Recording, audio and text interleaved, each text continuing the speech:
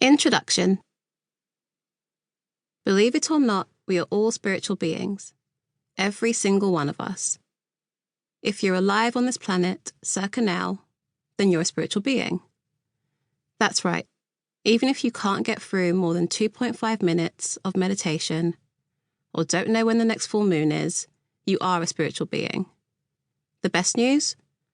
When you recognize this by living a spirit-informed life, you can see your greater purpose, power, and potential. You probably weren't expecting a quote from a French priest to kick off this book, but here we are.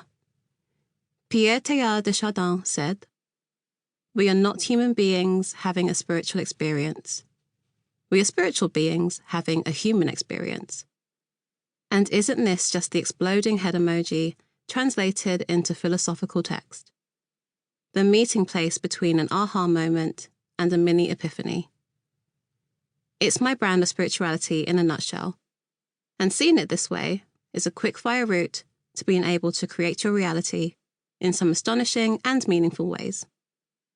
For me, modern spirituality, or being spirit-informed, is about dealing with life here on Earth, where the people, messiness, beauty, and ups and downs are.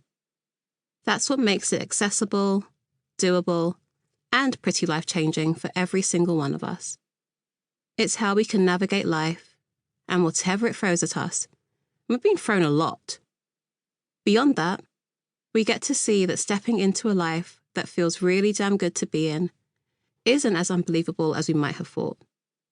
Spirituality is basically like the scarf your mum made you take on a night out, that you thought you didn't need, but that really helped you out later when it started to get chilly. Okay, so what's being spirit-informed then? I'll start with what it isn't. Spirituality isn't something that some of us have access to, and others don't. And it isn't something that you'll find neatly packaged up in an overpriced wellness shop.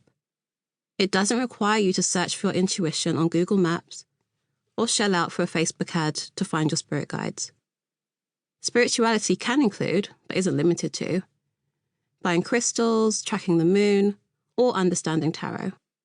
You don't need to know what your rising sign is and sign up for an astrology app's daily notifications to be spiritual.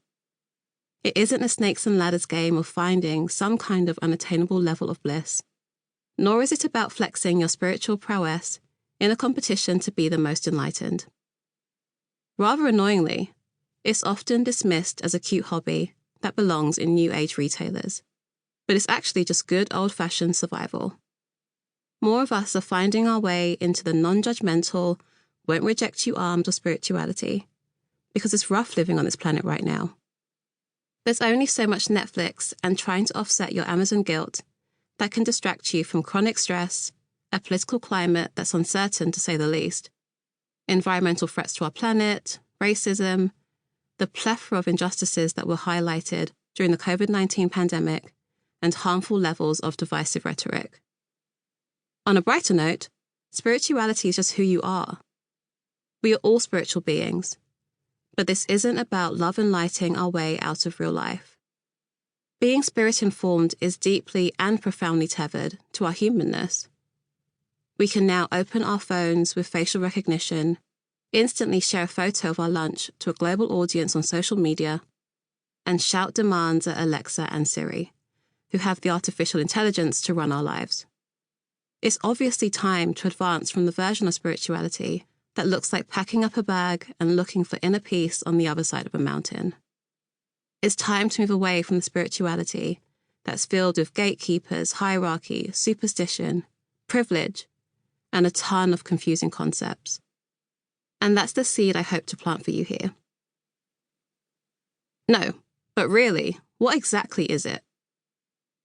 If you ask anyone for a definition of spirituality, you'll probably be met with a significant pause and shifting eyes. It's a hard one to sum up into words, but being able to define it is key to navigating your own interpretation of it.